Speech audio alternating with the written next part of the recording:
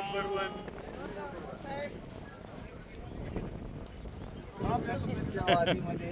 बघा ना काय भारी वादी. नमस्कार. आणि सतीश लोखंडे सरांच्या मार्गदर्शनाखाली आपण आलेलो आहे. इथे येते बेस कॅम्प. इथं मुक्काम असणार ना आपला. हा बघा दिसतंय का हे वर कुठं इथं जायचंय का अमरनाथ इथे. अरे बाबा चला.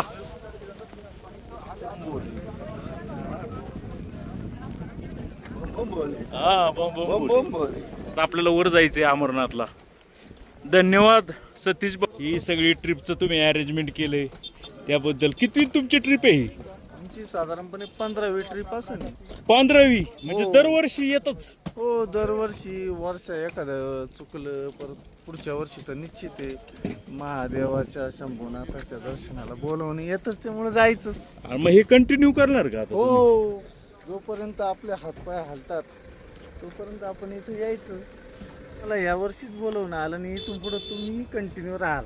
बर ठीक आहे धन्यवाद. बघा आता किती उंच जायचंय आपल्याला. जायचंय नाही का? हो जिथं हे बघा आता हे बघा इथं इथं जायचंय का? नाही उंच सर्वात. हो हे आहे का? हो इथं. अरे बापरे त्याच्या पाठीमागे आहे का? पाठीमागे 2 ठिकाणी. अरे बाबा काय कर.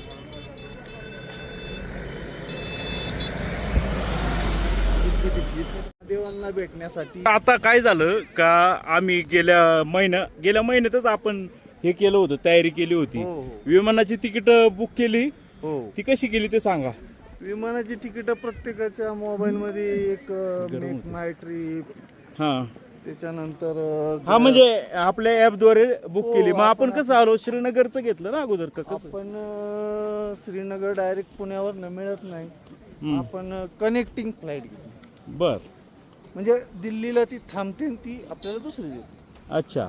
मग आता आपण दिल्लीला उतरलो आणि दुसरी फ्लाईट चेंज करून श्रीनगरला आलो. हो. किती आलं एका माणसासाठी खर्च फ्लाईटचा? एका माणसाला साधारण 2 ते 3 महिने अगोदर केलं तर 10 ते 12 हजार रुपये खर्च येतो.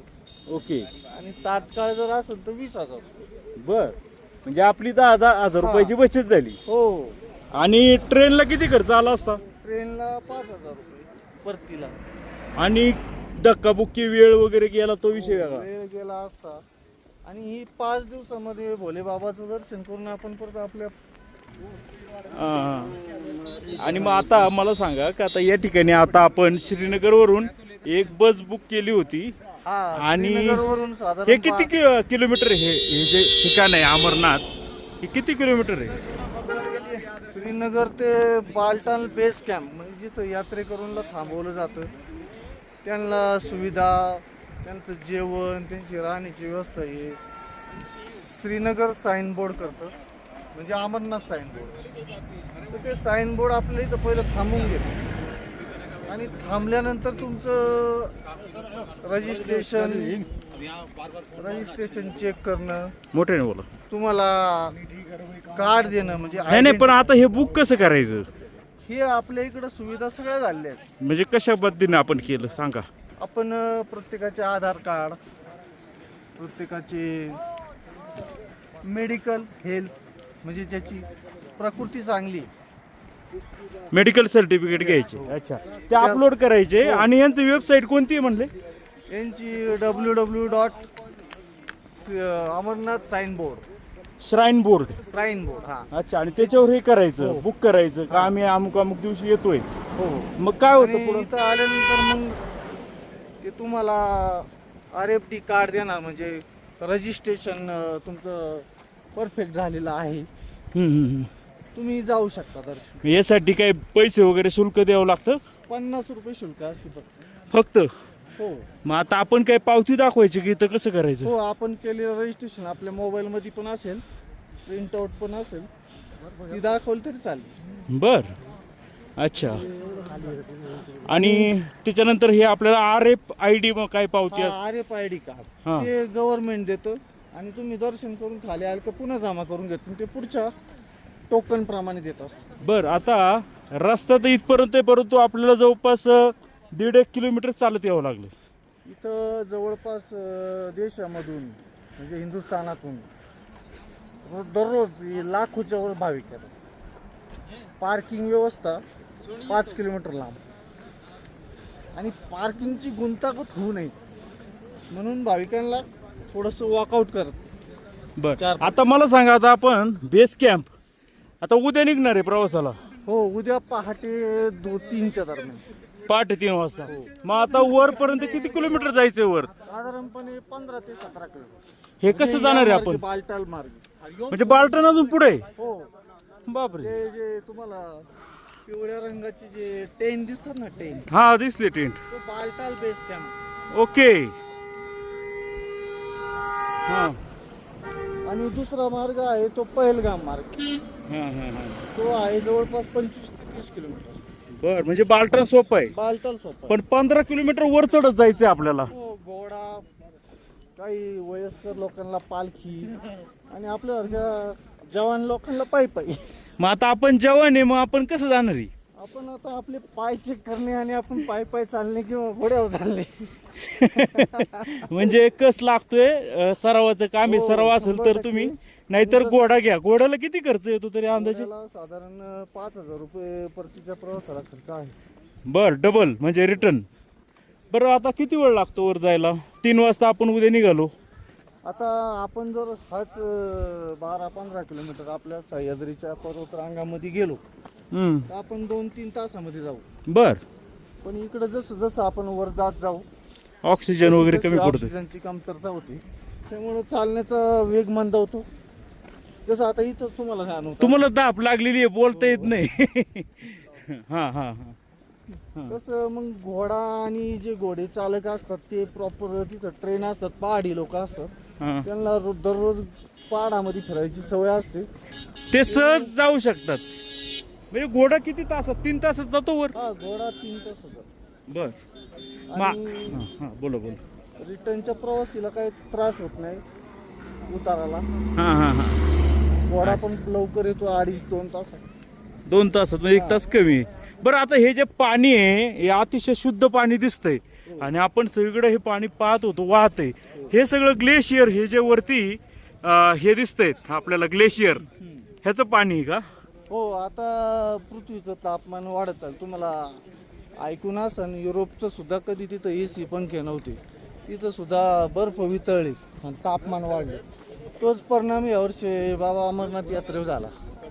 म्हणजे शिवलिंगाची पूजा होऊन यात्रा सुरू झाली आणि 3ऱ्या दिवशी भोलेनाथ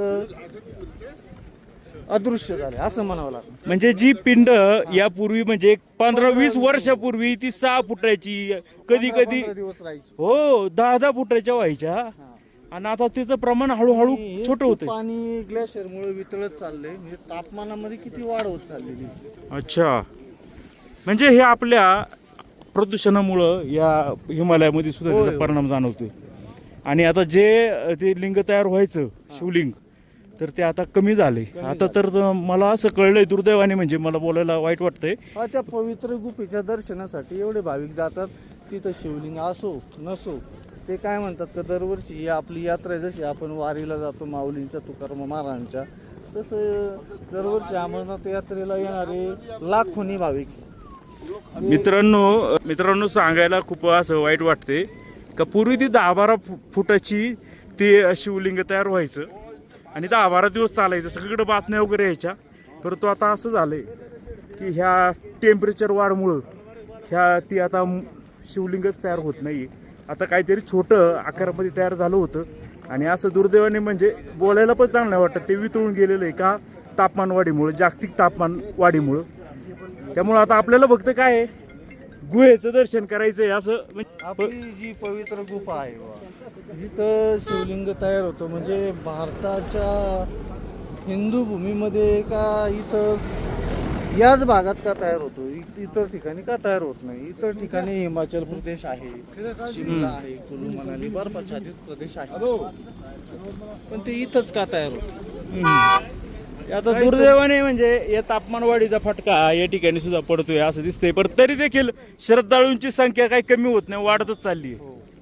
मला असं कळलं की ते शिवलिंगाला वगैरे काही तापमान वाढीचं धोका होऊ नये म्हणजे पूर्वी हेलिकॉप्टरची सुविधा होती ती पण बंद केली. बंद केलेली आहे. आणि जे भाविक लोक जातात प्रत्येकाच्या शरीरामध्ये टेम्परेचर आहे.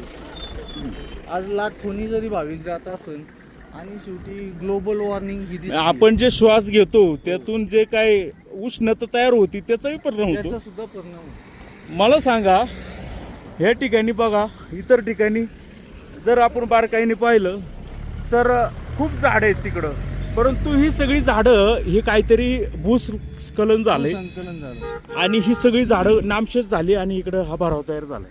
इथं ज्याप्रमाणे आपली माळेंदूर घटना घडली आंबेगाव तालुक्यात, तर त्या डोंगरावरती वर्षानुवर्ष तिथले शेतकरी शेती करून ते पाणी मुरून मुरून मुरून तो डोंगराची जी दगड माती सैल झाली. सैल झाली आणि तो खाली आला. त्याप्रमाणे या डोंगरावरती जानेवारी म्हणजे जानेवारीच्या आधीपासून बर्फ असतो, तो जानेवारीत कमी कमी होत जातो. आता पुढे दिसेल तुम्हाला काही ठिकाणी आहे. हे बघा ना इथं सुद्धा तसंच दिसतंय, काहीतरी भूस्खलन झाल्याचं आपल्याला पाहायला मिळतंय. मध्ये मध्ये जी जी झाडं जी गायब झालेली दिसत आहेत हा, हे भूस्खलनाचा परिणाम आहे. त्याचं कारण ते आहे. आणि कारण की जागतिक तापमान वाढ असं तुम्हाला म्हणायचं आहे. ग्लोबल वॉर्मिंग आणि जागतिक युरोपमध्ये जे घटना घडतात ते आता तुम्ही पाहताय त्याचेच परिणाम इकडे जाणवायला सुरुवात झाली. बरं आता त्या ठिकाणी जे काही आपल्याला मोठ्या प्रमाणात तंबू दिसून येत आहेत, हो, हजारोच्या संख्येने ते तंबू असतील, हो. हे नक्की तंबू कोण उभारतं काय माहिती द्याल? हे जम्मू काश्मीर मध्ये राहणारे म्हणजे ही जी लोक आहेत व इथं रोजगार निर्मिती लोकल करतात, लोक. हा त्यांची यात्रेवरती यांचं पोट पाणी आहे असं थोडक्यात म्हणायचं. असं ओके. या लोकांना जम्मू काश्मीर सरकार आणि आपलं भारत सरकार ही जागा देतं त्यांना टेंट बांधण्यासाठी म्हणजे तंबू बांधण्यासाठी. अच्छा. आलेल्या यात्रेकरूंची उत्तम सोय त्यांनी करायची. या हिशोबाने त्यांना एक महिनाभर म्हणजे 9 ऑगस्ट पर्यंत ही जागा दिलेली असते. बर बर. त्यानंतर इथं कोणीही नसतं. कारण की पुढं काय होतं मग आता मग ते आपण राहणार आहोत ते त्या टेंट मध्ये राहणार आहेत का आता हो, आपण? आपण टेंट मध्ये राहणार. काय भाडं असं साधारणपणे त्याला टेंटचं? साधारणपणे एका व्यक्तीला एका दिवसाला 300-400 रुपये भाडं पडतं. त्यात काय काय सुविधा असतात? त्यामध्ये कॉट असते म्हणजे सगळे एकत्र कॉट असतात. हा. त्यावरती गादी उशी हा. जाड रजई. अच्छा. कारण इथं थंडी खूप असते. हम्म. थंडीपासून बचाव करणारी जाड रजी असते. जशी आपण खाली गादी आथरायला घेतो तशी आपल्याला इथं पांघरायला असते. हम्म. बर बर. याप्रमाणे तरी आता आणि वातावरणामध्ये आतमध्ये- उष्णता जास्त आहे.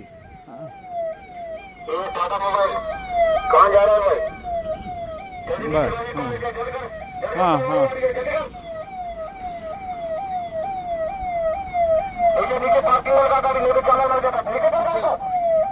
ओरडते ते गाडीमध्ये मध्ये आल्यामुळं. हा. हो, इथली पूर्ण वाहतूक व्यवस्था ही जम्मू काश्मीर सरकारला दिलेली आहे. हम्म. त्यांनी यात्रेकरूंची पर्यटनाची परत पार्किंगची बरं आता तिथं काय शौचालयाची वगैरे व्यवस्था वगैरे?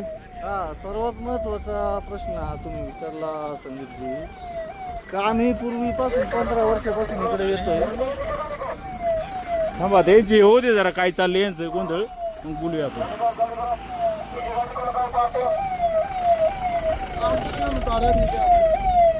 पण हे गाडीत आले हे एकदम भारी दिसत एकदम नॅचरल आनंद घेतो. हा आपण म्हणजे जशी अमरनाथ साईन बोर्ड आणि यात्रेला मान्यता दिली सेंट्रल गव्हर्नमेंटने, पण इथं खूप छान भंडार म्हणजे जेवणासाठी जे मोठे मोठे उद्योजक आहेत त्यांनी आपल्याला 5 स्टार हॉटेलमध्ये मिळणार नाही अशी जेवणाची व्यवस्था इथं फ्रीमध्ये केली. अच्छा. परंतु एक विषय असा होता का स्वच्छतेचा मोठा अभाव होता थोडक्यात. म्हणजे आता आपण इथं बघतोय म्हणजे हे बघा सगळीकडं बाटल्या वगैरे हा. या ठिकाणी आढळून येतात, कचरा वगैरे मोठ्या संख्येने आपल्याला इथं दिसून येतोय. हा. तर पूर्वी लोक उघड्यावर शौचालयाला बसायचे, बर. पण गव्हर्नमेंटने आता एवढी सुंदर व्यवस्था केली म्हणजे सेंट्रल गव्हर्नमेंटने, तर तुम्ही टॉयलेटला गेल्यानंतर तुमच्या मागे एक व्यक्ती येऊन ते स्वतः साफ करून मग आता काय केलं? भारत सरकारने स्वच्छ सर्वेक्षण अंतर्गत बाबा अमरनाथ बर्फानी इथं सुद्धा स्वच्छतेची आणि टॉयलेटची व्यवस्था आता केलेली आहे असं म्हणायचंय. तुम्हाला धाप लागली त्यामुळे तुम्हाला हा. बोलता येईना तर पण ती ठीक आहे. व्यवस्था अशी आहे तर त्यांनी मोबाईल टॉयलेट म्हणजे ते आपण जे भारतात वापरतो असे नाही आहे, ते अतिशय सुंदर म्हणजे कमोड असतील, दिव्यांगांना सुद्धा सोय केलेली आहे, महिलांना स्वतंत्र आहे आणि जेंट्स लोकांनाही स्वतंत्र आहे. आणि कुठलाही व्यक्ती टॉयलेटला गेल्यानंतर त्याच्यामागे एक कर्मचारी ठेवला आहे, तर त्यांनी जाऊन स्वच्छ करून आणायचं. म्हणजे बरं. एवढं सुंदर स्वच्छतेची व्यवस्था. चालतंय. मग आता आपण इथं मुक्काम करूया. आंघोळीची काय सोय असते? गरम पाणी? इथं आता मला तर आता हे हीच इतकं थंड लोकं- पाणी आहे ना तिला. हीच लोक आपल्याला एकदम 10 रुपये 20 रुपये बादलीमध्ये कडक पाणी देतात. म्हणजे जो रोजगार निर्मिती झालेली आहे ह्या महिन्यामध्ये. आणि ते किती रुपये? ते किती रुपये घेतात म्हटले? 300 रुपये जे घेतात त्यातच इन्क्लूड का वेगळे नाही, रेट ते आहेत? वेगळे द्यावं लागतं. Okay okay. म्हणजे गरम पाणी देणारी लोक वेगळी असतात. हां. म्हणजे 1 वर्ष यांचं जो उदरनिर्वाह चालतो तो हा अमरनाथ यात्रेवरती चालतो. चल. म्हणजे घोडे असतील, त्यांचे टेंट असतील, त्यांची खाण्याची पिण्याची व्यवस्था असते. पण आता हे किती दिवस यात्रा आहे ही? ही यात्रा 3 जुलै ते 9 ऑगस्ट रक्षाबंधन इथपर्यंत चालते. म्हणजे फार तरी एक एक महिना. महिना ना अजून काही दिवस. त्यात बी मला कळलंय कधी कधी बंद असतं काही. तो आता कधी कधी निसर्गाचा कोप झाला, काही अतिवृष्टी झाली, पुढं ग्लासचर पडली म्हणजे बर्फ हा दरडी कोसळल्या काही झालं किंवा 1-2 अचानक दिवस काय बंद होती, परत चालू होती. असेल तर 2-3 दिवसाचं आपण हे करून तयारी करून यायचं. राहायची सोय वगैरे असेल तर यायचं, अन्यथा येऊ नये. बरोबर. महिला येतात खूप, कारण दिसत नाही मला महिला. तर तुम्हाला आता उद्या तुम्ही यात्रेचं दर्शन करायला जाणार आहात, तुम्हाला सर्वात जास्त महिला वर्ग दिसेल. पण आता तर काही दिसत नाही आपल्याला महिला वगैरे काय. आता सकाळी जे शासकीय नियमानुसार कॅनॉ येतो म्हणजे शासकीय इमामातना आणलं जातं इथं, संरक्षणामध्ये जवान घेऊन येतात आपले. त्याच्यामध्ये महिला सर्वात जास्त असतात. ओके. आणि काही लोक काम पण चालू आहे इकडं नाही का? जे सोनमर्ग ते रोहतांग पास हा 19 किलोमीटरचा बोगदा, म्हणजे कारगिलला जाण्यासाठी जर तुम्हाला 4 तास लागायचे हा. ते 2च तास लागणार. अच्छा. हे बघा ना, आता वरती आपण इथे रस्त्यावरून जातोय. आता आपल्याला इथं दिसत नाही. आणि तुम्ही मगाशी मिलिटरीची गाडी चालली, सतत मिलिटरीच्या गाड्या आहेत. तर हा. यात्रेसाठी सेंट्रल गव्हर्नमेंटने 1 लाख CRPF आणि BSF ची जवान तैनात केलेली आहे. प्रत्येक 100 फुटावरती तुम्हाला एक जवान उजव्या आणि डाव्या बाजूला दिसतो. जम्मू ते बालटाल कॅम्प ते पहिलगाम म्हणजे 400 किलोमीटर हे सैन्य उभं केलं. आणि जिथं पूर्वी अशा काही दुर्घटना घडल्या होत्या काश्मीर भागात घातपात, हा, तिथं तर जास्त फौज उभी केली. म्हणजे आता संरक्षण म्हणजे पूर्वी जे होतं हे हल्ले, आता थोडंसं संरक्षण आहे. आता यात्रेकरू एकदम म्हणतात निर्धास्त ना, येत आहेत. हा, जसं आपलं देवस्थान आहे आणि आपल्या घराजवळ आहे अशा पद्धतीने येतात. ओके. नाल ठोकायचं काम चालू आहे बहुतेक. हो. बरीच किती खेचर गाडव सॉरी गोड. साधारणपणे 25 ते 30 हजार गाड होते असतील. हा. हो. अरे बापरे. आणि दररोज 50,000 भाविक इथं दर्शनाला जातात. काही लोक घोड्यावर, काही लोक पालखी, काही लोक पिट्टू म्हणून एक माणूस आहे. हा, एक माणूस दुसऱ्या माणसाला उचलून वर चढणार. जोक आहे का साहेब? आता हे जे दिसतंय हे काय फ्री आहे काय? हे सगळं काय जेवण वगैरे काय थोडंसं असतं ते काय नक्की काय सांगता येईल? तर काही लोक म्हणजे आपल्या स्वतःच्या खर्चाने महिनाभर म्हणजे जसं आपण लंगर चालवतो आपल्याकडं अमरनाथ यात्रेला आपण लंगर घेतो पंचलिंगाजवळ, तशी लोक दररोज असं भाविक भक्तांना मोफत जेवण, चहा पाणी, नाश्ता फ्री ऑफ कॉस्ट का? हो. आणि तो पण हायफाय दर्जाचा. अच्छा. आणि एका लंगरमध्ये साधारणपणे 25 पदार्थ पाहायला मिळतात. हे बघा ना सतीशजी, मला सांगा, हा पुढं वरती खूप मोठे ग्लेशियर्स आहेत आणि हे बघा ना समोर जर आता या कॅमेऱ्यामध्ये पाहिलं तर वरती काहीतरी कोसळून असा भराव तयार झालाय. म्हणजे हे सगळे जे झालंय ते वगैरे भूस्खलन झाले म्हणून झाले. भूस्खलन आणि उष्णतेच्या मध्ये वाढ झाली. हे हिम पर्वत कधी लवकर वितळत नव्हते, पण हे हिम पर्वत फेब्रुवारी मार्च मध्येच खाली यायला लागले. जुलै महिन्यापर्यंत इथं सगळा बर्फ दिसायचा. अच्छा, पण आता जी आता तरी थोडा दिवस येणार पिढीला दिसेल का नाही हा नाही, पण. अवघड आहे, अवघड. आपण एकच उदाहरण घेतलं का युरोप देशामध्ये कधी घरात पंखा एसी नव्हता. आज काय परिस्थिती उद्भवली. आता आपण 45 डिग्रीमध्ये राहणारे लोक आहेत, ना. आपल्याला सहन करण्याची ताकद आहे म्हणून आपण करतोय. ती लोकांना 20 डिग्रीच्या पुढे सुद्धा सहन करण्याची ताकद नाही. बरं, काय आता आपलं मोबाईल वगैरे घेऊन गेल्यावर तिथं काय चार्जिंगची सुविधा वगैरे आहे असेल का? संपूर्ण शेवटपर्यंत सगळ्या सुविधा उपलब्ध आहे. गरम पाणी असेल, पिण्याचं पाणी असेल, जेवणाची व्यवस्था असेल, नाश्त्याची व्यवस्था असेल, इवन महिंद्रा थार गाडी अशा 4-5 ॲम्ब्युलन्स बनवलेले आहेत. त्यामध्ये आधी कोणाला काही प्रॉब्लेम झाले तर गाडी शेवटपर्यंत जाते. त्यामुळं काय घाबरायचं कारण नाही आहे. कोणत्या लोकांनी ही ट्रिप शक्यतो टाळावी पायी? शक्यतो जास्त त्यांना हार्ट अटॅक वगैरे तर काय जाड बीपीचा सर? त्रास आहे, हाय बीपीचा त्रास आहे, काही लोकांना कमरेचा पायाचा त्रास आहे, त्यांनी पायी जाणं टाळणे. पालखीची सुविधा आहे. नमस्कार. नमस्कार. चला हो. हां, घोड्याची सुविधा आहे. घोड्यावरही बसून आपण लवकरात लवकर खाली येऊ शकतो. बघा ना किती छान वाटतंय हा. आणि इथल्या लोकांना रोजगारही प्राप्त होऊ शकतो. हो ना. चला, छान केले. आता आपण हा व्हिडिओ आता थांबूया. पुढं किती मस्त नजारा आहे हे बघा ना. वाह. हा, टेंट करना सर. टेंट आधी काय टेंट बना टेंट लिया लिहाय ऑलरेडी बुक किया आहे सर. ओके. हे बघा किती छान दिसतंय आणि आपल्याला जायचंय वर. बघा हे किती उंच आहे, जोक नाही. आता हे सगळं तर आपण दाखवूया व्हिडिओच्या माध्यमातून कसे कसे आपण वरती जातोय आणि कसं देव दर्शन घेणार आहे. चला.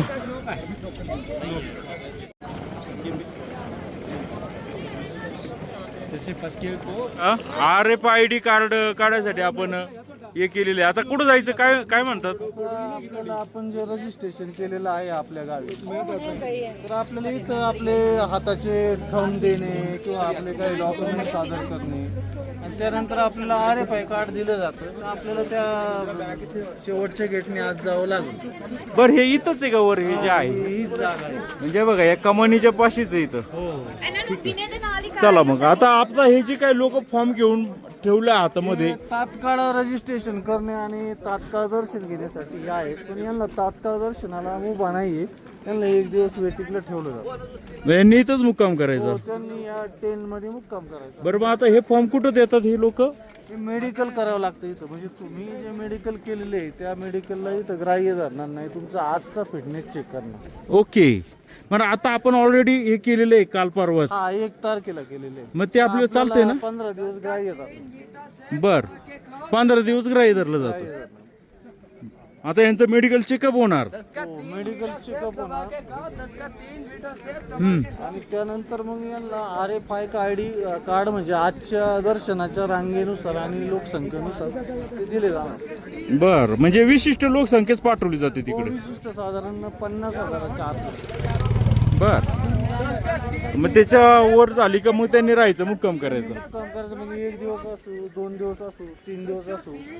काही काही यात्रेकरूंनी आठवडा या टेनमध्ये काढलेले आहे. बर, नंबर येईपर्यंत वेटिंग करायची. हो, आणि दिवस उभे राहून इथं त्यांनी वाट पाहिली आहे.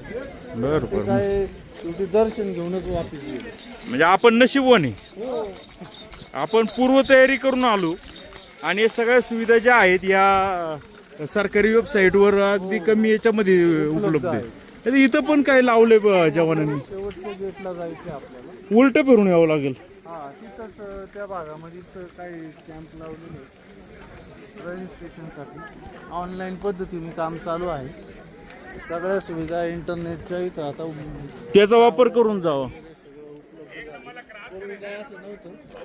आता एकदम सुखसुविधा. आणि आपण महाराष्ट्रातून ज्यावेळी इथं याल, आपलं जर प्रीपेड हे सिम कार्ड असेल तर आपण इथं येऊन पहिलं इथं कार्ड घेतलं पाहिजे. कार्ड घेतलं पाहिजे किंवा तुम्ही तुमचे पुढचे यात्रेकरू आले त्यांच्या नाव तुमचा महाराष्ट्राचा जो नंबर आहे तो डायव्हर्ट करून तुम्ही वापरला पाहिजे. अच्छा, जसं आपण आता पोस्ट पेड असेल तर काही प्रॉब्लेम नाही. काही अडचण नाही.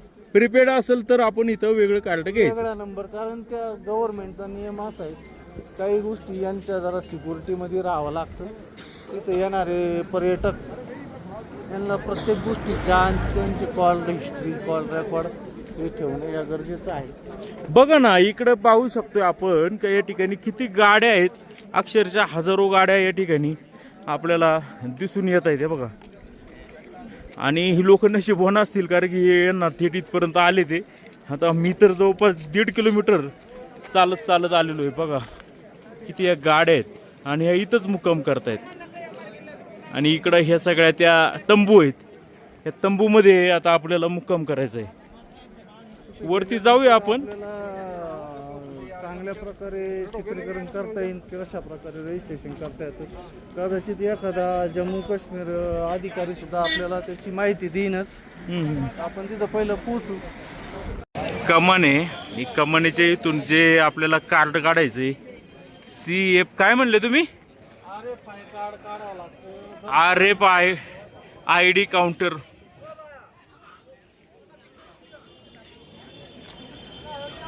ID जे कार्ड आहे ते कसं काढायचं, तर ते या ठिकाणी आता हे सुरू आहे. तर अनेक काउंटर्स आहेत आणि गर्दी पण कमीच आहे.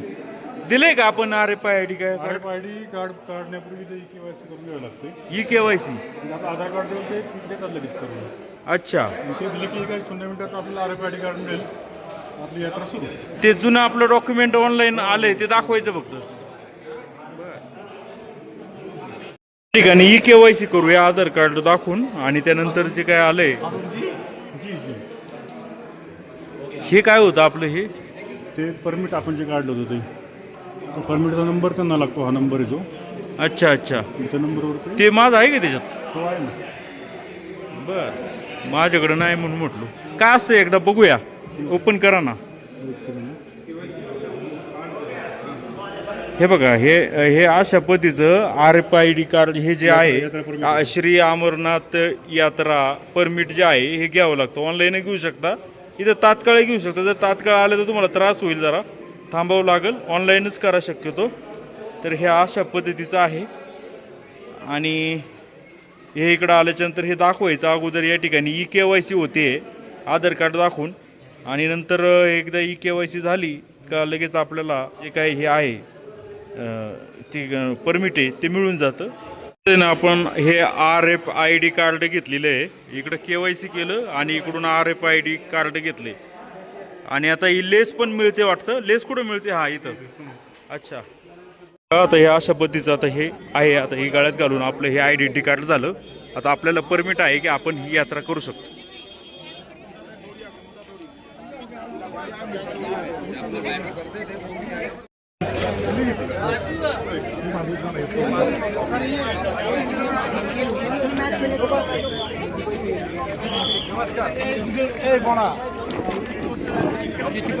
RFID कार्ड झालं. आता आपली चेकिंग होणार, सिक्युरिटी चेकिंग. काय काय चेक होतं? आपले बॅग चेक होतात, आपले खिसे चेक होतात, आपण कुठले वेपन्स आणलेत का, काही मादक पदार्थ आणलेत का, काही हे सगळं चेक होतं. आणि त्यानंतर मग पुढं तुम्हाला राहण्याची व्यवस्था. हा, म्हणजे चेकिंग आहे आणि एकदा चेकिंग प्रक्रियेतून जावं लागतं एकदा. ठीक आहे.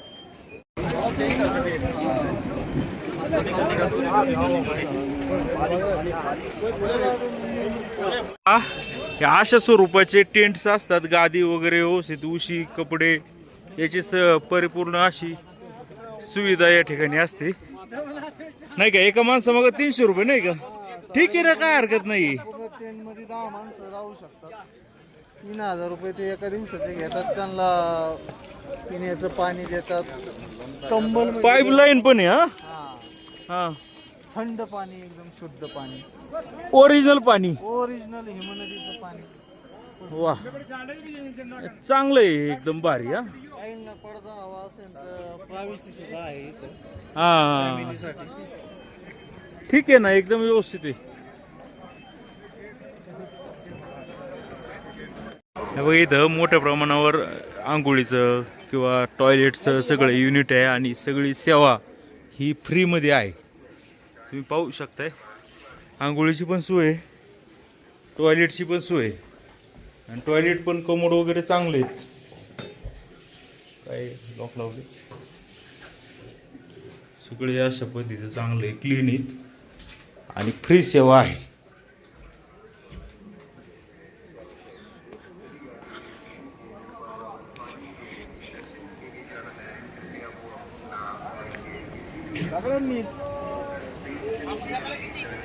नमस्कार.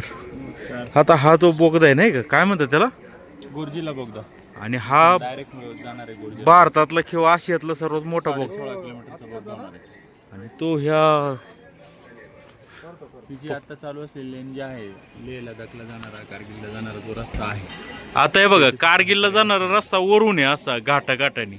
6 महिने बंद असतं, 6 महिने चालू असतं. अच्छा. आणि मग तिथून डायरेक्ट म्हणजे Direct 12 महिने हो. हा, आणि त्यात महत्वाचं काय आहे, कुठला अपघात होऊ नये किंवा इतर काही गोष्टी होऊ नये. संरक्षणाच्या दृष्टीने महत्वाचा विषय तो. महत्वाचं आहे. कारण इकडं काय होतं, जोरदार पाऊस आला, थोडं भूकंपाचं दृश्य काही झालं तर हे डोंगर जे हे पूर्ण दगडाचे नाही आहेत, तर हे वाळसरा टाईप मिश्र माती आणि मुरणा टाईप आहे. त्यामुळे पाणी आला की ओघळ सुद्धा, इथं जर आपण बारकाईने पाहिलं हां. ओघळ आला की पूर्ण ते वाहून येतं आणि मग त्यामुळे खाली मोठ्या प्रमाणात सगळं नुकसान होऊ शकतं. दरडी कोसळतात, हो, दरडी कोसळतात. रस्ते बंद होतात. आणि संरक्षणाच्या दृष्टीने खूप महत्वाचं आहे, कारण पाकिस्तानची बाउंड्रीला आहे हे ठिकाणी. हो, आणि काय होतं, बाउंड्रीवर जाण्यासाठी आपल्या आर्मीला अतिशय महत्त्वाचा हा प्लस पॉईंट राहणार आहे. तिथून डायरेक्ट कनेक्टिव्हिटी लास्ट टोकापर्यंत राहील. बरं, कशी काय हे पाहिली सगळी व्यवस्था, कसं वाटलं तुम्हाला? एकदम छान सर. ही समृद्ध भारताच्या दिशेने चाललेली ही योजना आहे आणि अशा प्रकारच्या ज्या काही इन्फ्रास्ट्रक्चर गोष्टी राबवल्या जातील हे निश्चितच येणाऱ्या भविष्य काळासाठी चांगल्या राहतील. आणि जे पर्यटन आहे, इतर गोष्टी आहे, इंडस्ट्री आहे, खरं तर जम्मू काश्मीरमध्ये इंडस्ट्रीपेक्षा पर्यटनासाठी खूप वाव आहे आणि लोक इथपर्यंत चांगल्या प्रवासात आली पाहिजे. तो जर प्रवास सुखकर केला. पण आता आपल्याला काय अनुभव आला इथल्या सुविधेचा वगैरे, कशी आहे सुविधा काय? आतापर्यंत तर खूप चांगला अनुभव आलेला आहे. इथं कोणतेही परमनंट इन्फ्रास्ट्रक्चर नाही आहे, परंतु जे काही आहे ते या नैसर्गिक भौगोलिक परिस्थितीवरून खूप चांगलं आहे. ठिकठिकाणी त्यांनी पार्किंगचे स्लॉट केलेले आहेत, प्रीपेड खैचर, त्यानंतर घोडे आणि डोल्या यासाठी प्रीपेड योजना केलेली आहे. टॉयलेट बाथरूमची योजना केलेली आहे. काही जे लंगर आहे त्यांच्यासाठी व्यवस्थित जागा केलेल्या आहेत. मिलिटरीच्या नियंत्रणात या सर्व गोष्टी होत आहेत. आणि इथलं जे राज्य आहे आता नव्याने झालेलं जम्मू काश्मीरचं, यांच्या राज्य शासनाच्या आणि केंद्र शासनाच्या माध्यमातून हे सगळं राबवलं जाते. आता काहीतरी पुराणी हे झालं ना, इकडे बघा जरा, इकडे बघा. नमस्कार. नमस्कार. जय बोले. जय बोले. चला, आपले जुन्नरचे अनेक मित्र परिवार या ठिकाणी भेटलेले आहे आणि इथं आमचा हा तंबू आहे.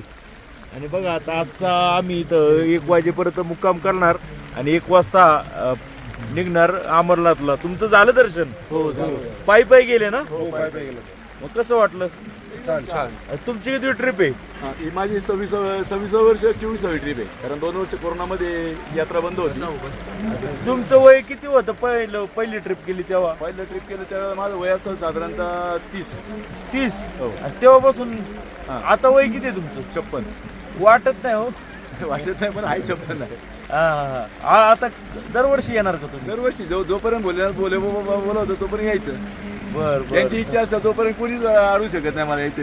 पण त्यांची ज्या इच्छा असते त्या दिवशी मी पण येऊ शकत नाही, माझी इच्छा असते तर.